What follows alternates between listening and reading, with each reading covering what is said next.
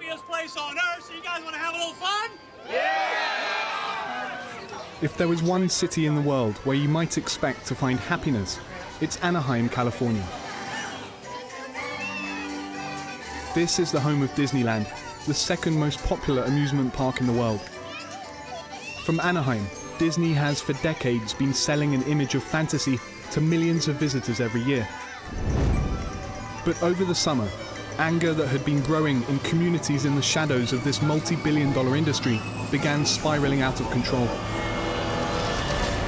What followed was some of the worst civil unrest this city has ever seen, and a police response that turned parts of Anaheim into what looked like a war zone. To me, it just looked like our happiest place on earth had just turned into Afghanistan. They were ready to go to war. They were ready to shoot anybody that got out of line. Move forward! The images shocked the country, but left unanswered questions. Why did it happen?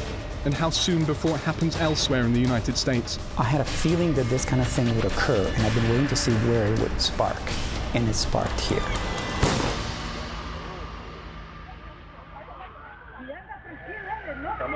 Hey, you're still alive, man. Call a cop. The 21st of July, 2012. Manuel Diaz, a 25-year-old Latino man, was shot in the back of the head as he was running from police. I was in LA when I received a call from my daughter crying, screaming, and when she told me that you need to come, the cop killed Manuel. Yesenia Rojas' daughter, along with dozens of residents in their community, had not only witnessed the entire scene, they'd also filmed the aftermath on their cell phones. Everybody was scared. Everyone was asking questions. Faces were looking nervous, and they can't understand exactly what happened and why they did this. The police say Diaz was reaching for a weapon in his waistband, but no gun or weapon was ever found.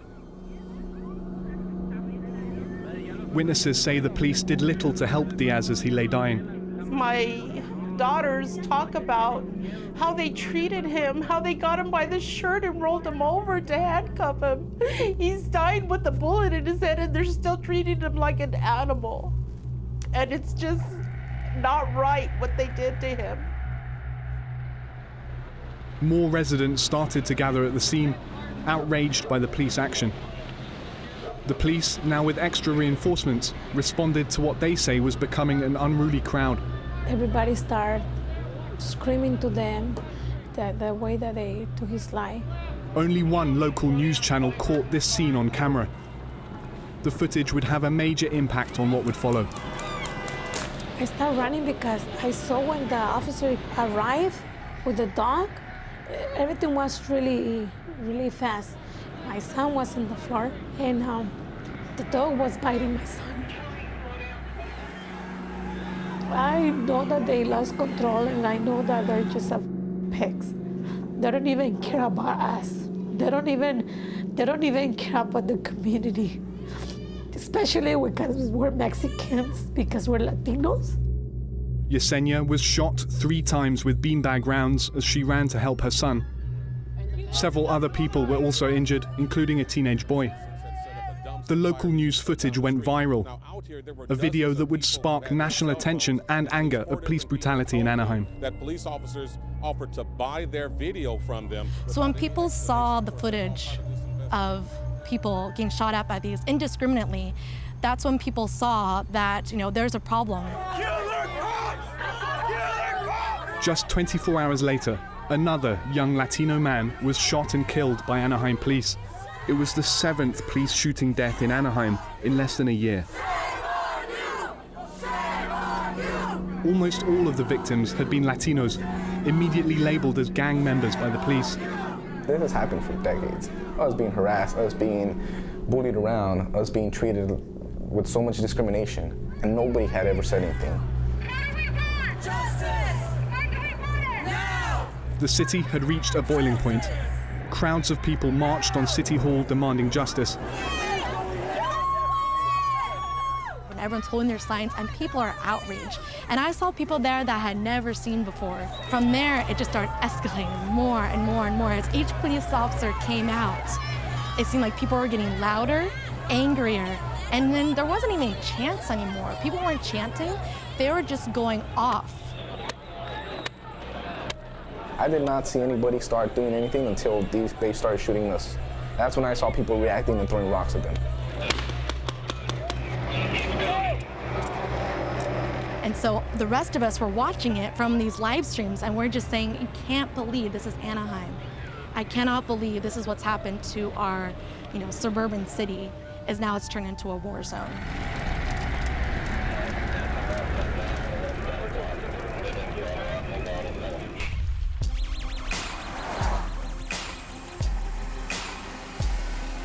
It's been 3 months since the unrest, and we're being given a tour of Anaheim's toughest neighborhoods. Slow down, though. Yeah, so this whole area right here is area on Olinda. This is one of the hottest areas in this neighborhood right here. Scandalous and Chuco took part in this summer's demonstrations. Daily hustle, daily grind on the edge of the map. Land side to be exact. West Coast ready to snap. Drop your head. They're part of a local rap group whose music is about the deep distrust these communities have of the city's police. We can't hang around out on the street because of an injunction. This thing the city puts, a little whole area, like a whole neighborhood. Even if it's your own house? Yeah. Even if it's your own if it's outside your house, it's considered their property already. That's what they take it as. If you're outside with more than 3 people and they see that, they consider it gang activity and street terrorism. Exactly. Street terrorism is the charge on which Scandalous recently served a 3-month sentence in prison. He and his friends say they're frequently targeted by the police, even if it has little to do with illegal activity. Exactly. Everything is a violation. Everything you do is a violation. I've seen police pull up to us already, with their strap right here, already with their strap on there. You know what I mean? Like, we're not even armed, and they're already with their strap ready to pull it out. The way we look, just because of the way we look and the way we, they see us dressed and stuff. Right away, they're thinking like, okay, this guy's up to something. I got to be ready. For Scandalous and his friends, while it was the shootings that brought crowds onto the streets this summer, the underlying anger was at a system of policing that they say treats Anaheim's Latino youth as criminals. And they have a saying, because they talk to like, where are you guys from? We're like, well, I don't bang. We don't gang bang. They'll label you either way. They're like, no, you're in this area, so you're this and that. From this. So they're like, all right, so you walk like a duck, you talk like a duck, you're a duck. Be a duck. But they say, I'm not part of the gang. Well, you look at tattoos, you can look at who they associate with, and you can look at who they commit crimes with. Sergeant Juan Reveles is head of the Anaheim Police Department's gang unit. The city saw an increase in crime last year, crimes the police department mainly attribute to gangs. One of the tools the police use to fight gangs is a controversial legal mechanism called a gang injunction. An injunction is a civil lawsuit that the district attorney, in collaboration with the Anaheim Police Department, puts together the information and sues the gang. It's essentially a court order that turns certain areas of the city into zones where police can arrest suspected gang members for things which wouldn't normally be against the law. People are prohibited from engaging in activities that are pretty routine and mundane and otherwise legal in other jurisdictions, such as standing in public for more than 5 minutes together, wearing certain colors, carrying tools sometimes. According to Reveles, injunctions are a critical tool to protect residents who can become innocent bystanders in gang violence. But civil rights advocates say this tool grants broad power to police, not only criminalizing basic freedoms, but also allowing additional names to be added without any oversight. Maybe they're playing basketball or playing soccer in the street, or they go to the food truck together, whatever. The police then goes and gives a notice to those kids that says, we've seen you associating with a known gang member. The notice doesn't require them to do anything or have any legal effect other than to document this gang contact. And then those kids are added into the injunction.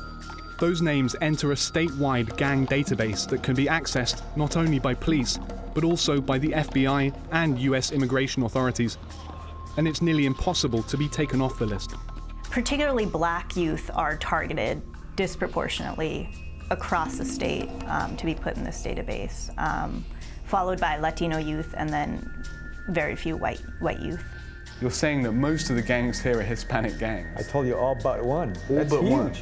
So that must feed into the perception that the police only target a certain type of person. It's that perception. But if I'm looking for gamers, I just told you what the numbers are.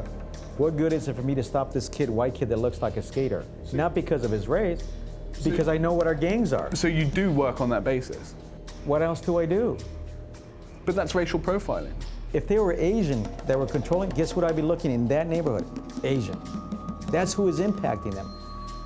If I am trying to ascertain if these kids are being involved in gangs, if they're gang members, what good does it do me to stop and talk to a kid that's in a skateboard that doesn't dress this way? What they end up doing is they end up sweeping whole chains of neighborhoods, of friends, of family into the label of gang, and then suffering the criminalization, the effects of criminalization for being swept into the gang.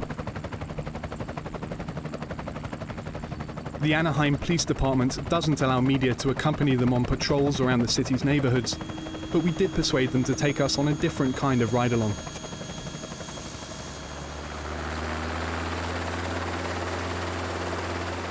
These officers fly over the city for about 8 hours a day, surveilling neighborhoods and assisting ground units below. From the air, one thing that's immediately clear is that the gang injunctions are being placed on neighborhoods which are close to the resort district. This neighborhood right here is the Jeffrey Street neighborhood. There's a gang injunction there. There's a gang injunction over this entire neighborhood, and then right behind it is Disneyland. That's right next to Disneyland. Yeah. So they also tend to be put in areas that border wealthier white communities, or where property values are kind of fluctuating. But across the board, Black and Latino, lower income neighborhoods. So you think, you see it being used as a tool to basically clean up neighborhoods? Exactly. For the pilots, the main focus is helping to stop gang activity, which they say is highest in the predominantly Latino downtown neighborhoods of the city. Why do you think that is? I think immigration is a big part of it. The immigrant population is less likely to engage government if they're afraid. And truthfully, their level of tolerance, I think, is higher for certain, types of disorder or just things that, contribute to gang violence they may be put up with. They hang in a certain area and claim a certain turf for their gang. How do you differentiate between those people and regular young men? Regular young men who live in those neighborhoods that are under the injunction. And so in the injunction... How do you spot the difference? Well, a lot of times you can't. That becomes the problem, doesn't it, for the police? It also becomes a problem for the community. It feeds into our most basic fears, right? We're protecting you from the gangs. If we don't do this, these gangs are gonna take over your city. They're gonna hurt you. Right. Always stay prepared. Never know when the lyrics will come. Scandalous and his friends don't deny that gangs exist. You have any other ones on here? But they say the link between gangs and criminality isn't as simple as it seems. West District taking knives, really no surprise. They come to bring the minds to all of our lives. Especially in communities where kids grow up afraid of the police, and where gangs are looked at as a form of protection and acceptance outside of a system that already labels them as criminals.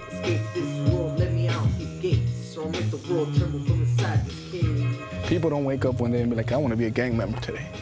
I want to, go out and gang bang and this and that. Yeah, but see, everybody else will call it, being gang. But like, you lived right here in this neighborhood.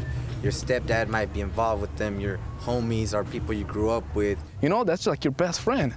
And in some way or form, you have to learn. You learn that you have to protect yourselves. Whether it be from the cops, whether it be from other neighborhoods or whatever. So we're not arguing that somehow street violence is good or gangs are good. What we're arguing is that these policies do nothing to actually alleviate this violence. That these policies actually exacerbate street violence by pushing youth further away from opportunities, more into poverty, more into isolation, more into this, this system of constantly being in and out of prison. The gang member, right, has been held up as a specter to be feared, and really anything is justified as long as you say someone is a gang member. It's a way of talking about race without actually talking about race. In recent years, Anaheim has undergone a transformation. The city and its surrounding county have been known for decades as a predominantly white and conservative enclave in the otherwise liberal and racially diverse state of California. You know, one of the things that's changing pretty drastically, which is changing a lot of the United States, by the way, not just here, but one of the things that's changing here is that you're having an influx of Latinos coming into this particular area. Today, over half of Anaheim's population is Latino. Thousands work in the city's resort district, which is the largest and fastest growing private employer in the county. Most jobs available in Anaheim barely pay above California's minimum wage.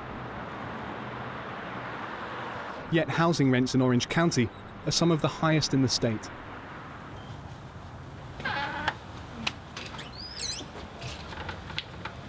Yesenia gets up at 4 a.m. every day to get to work on time after getting her children ready for school.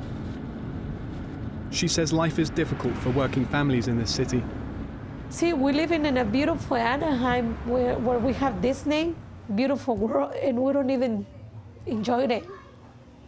We don't even have time to go over there because just to go in the parking lot, you pay $15 a parking. So you get this tremendous imbalance of sort of the low-wage jobs that are being created, people that are serving the food and cooking the food and sweeping the streets and tending to the landscape, the tremendous disconnect between the kind of jobs that are being created and the kind of housing that is available. The other side of that coin is the affluent suburb of Anaheim Hills. High above the rest of the city, this neighborhood is home to many of Anaheim's political and economic power brokers. More than 70% of the residents here are white. We can actually see the flatlands stretching out in the distance down below, and up here in Anaheim Hills it really does feel like a different world. The houses have swimming pools and manicured gardens. Some of them are worth millions of dollars, and some say also the residents here, although they account for only a fraction of the city's population, have a disproportionate influence over the way this city runs. On a per capita basis, Anaheim Hills has more of those resources than any other neighborhood in the city, really. The people who have to answer to this, the Anaheim City Council. 4 out of 5 of those members live in Anaheim Hills, and while they run a majority Latino city, none of them are Latino. There's 350,000 people in Anaheim, and they require services, and that's what my job is as mayor, to make sure that we're addressing the needs of 350,000 people. And do you think that's happening right now? I think it's happening. I think can we do a better job? I think we always can, and that's what we're searching to do. In Anaheim, you have a vast disparity between the haves and the have-nots, and the Latino community, which is disproportionately poor in comparison to the rest of Anaheim, has had a lack of a voice in the way their city government runs, in the way their city is run. So what you're probably seeing here is a certain power dynamic that's developing where people that have controlled the city and controlled the area for a long time, with a new population coming in and asking for representation, and you see tensions developing. Those tensions are further complicated by a tourist industry that sees massive subsidies and tax breaks from the city council, while working class neighborhoods continue to feel ignored. I really want someone that is really going to represent our communities, not a corporation. I think in the last years we have enough. We already have enough, and they got to understand that this is the communities that they've been suffering and they need help. Our job as the city is, essentially public safety and civic upkeep, and we're stretched. As you know, all cities in California are very stretched these days. So we. But you have a multi-million-dollar resort industry here that other cities don't have, and that's a lot of revenue that's generated. There's a lot of revenue, and but we still have these problems. In fact, the Anaheim Resort District is valued at around $5 billion, a precious stream of money that relies on keeping any sign of gangs or angry street protests out of sight. It's a place where image really matters to the economic powers of the city. And so there is a real effort to make sure that things look nice. That emphasis on maintaining image is what some say influenced what happened next.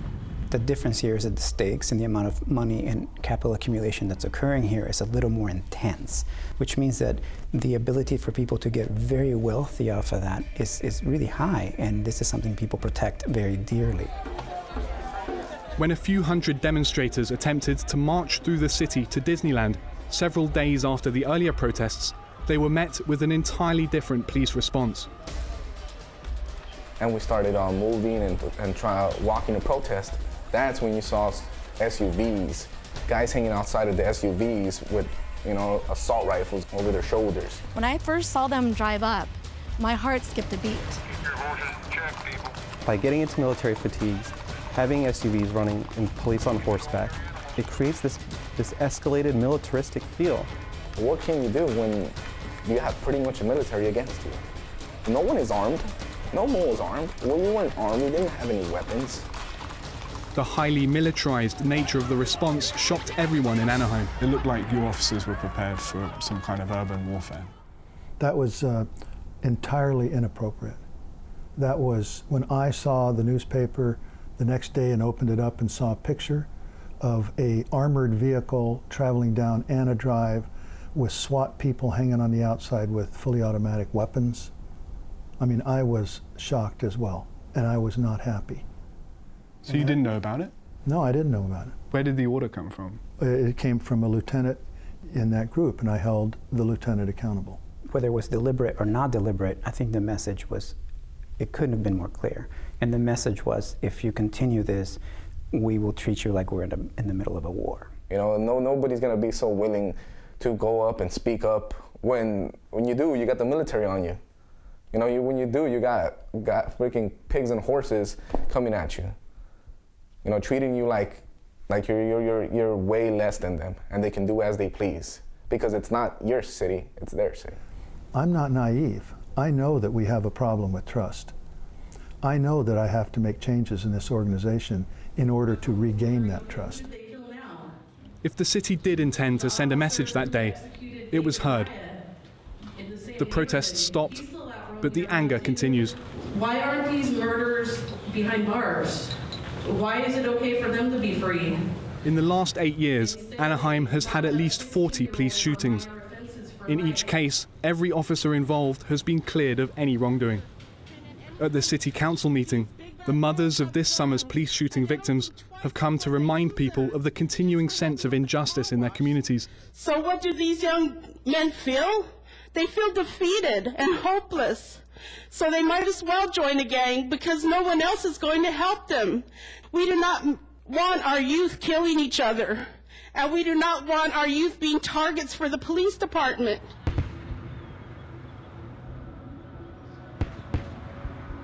On the surface, the pace of the city is back to normal. Tourists are flocking in, and business is booming. That's how we let it out. And you got a lot more to say too sometimes. But underneath, the city remains deeply divided. A divide that many here fear could explode in anger once again. If we continue to go in a path that we are going in, where it means that certain populations are still going to be ignored, that the wealth is not going to be shared or distributed or redistributed in any meaningful way, more people are going to be impoverished, more people are going to be in situations where they feel more desperate, and the likelihood is that we might see these things a little more often. You grow up pissed. You grow up mad, you know what I mean? You grow up really not giving a damn about you. Who's going to replace my years of getting harassed? Who's going to bring back our childhoods? Who's going to bring back our communities to a peaceful place where people aren't scared to go outside without having fear of being detained by a police? You surprised me, you shouldn't be. Been going on for thousands of years. You might get used to it, but it's not going to go away. Until it stops, it's still going to be there. It's always going to be there.